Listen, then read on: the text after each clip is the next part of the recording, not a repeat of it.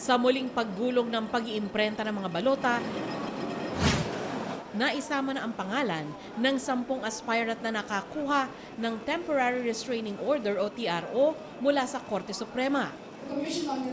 Para mapabilis na pagkasundo ang gumamit ng 4 na printer ng National Printing Office o NPO at 2 printer ng Miro Systems sa paggawa ng mahigit 70 million ballots para sa May 12 elections. 24 oras na raw ang gagawing printing at ang target, 1.5 million ballots kada araw o mas higit pa. Kami po ay nanatiling committed sa direktiba ng COMELEC para sa paghahanda natin sa 2025 national and local elections. Kung sakali na mas mataas doon, mas maganda sa part namin. Kasi tatandaan din natin, hindi kami pwedeng basta print ng pagkabilis. Dahil napakahirap na baka maiwanan naman yung mga nagbe-verify. Ngayon, kung mag 2 million yan, napakagandang balita yan pag nag 2 million.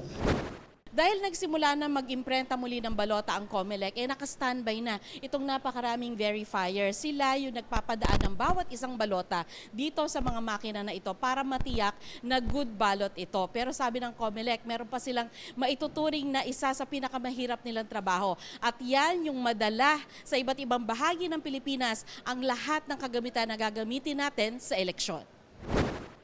Sa verification ay sasalain ng good ballot sa mga depektibo. Sa unang batch ng 6 na milyong balota na naimprenta pero hindi nagagamitin, nasa 25 hanggang 30% daw ang defective.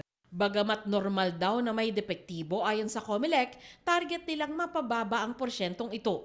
Depende doon sa klase ng makina, depende rin kung dapat mo lilinisin lagi yung roller, depende rin doon sa mismo mga verifier natin. Kaya lang, non-negotiable kasi sa mga verifier natin, kasi tinuro talaga yan ng printing committee, na dapat at tinrain sila dyan, na basta may makitang maliit lang, kahit natuldok lang, o kahit maliit lang na parang linya, lahat ng yan ay rejected kaagad.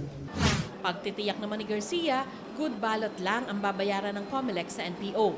Nag-abiso na ang COMELEC sa Korte Suprema na tuloy na sa pag-iimprenta. Umaasa ang komisyon na wala ng bagong TRO mula sa kataas-taasang hukuman kung saan may mga nakabinbin pang petisyon mula sa mga personalidad na hindi nakasama sa balota dahil sa iba't ibang dahilan.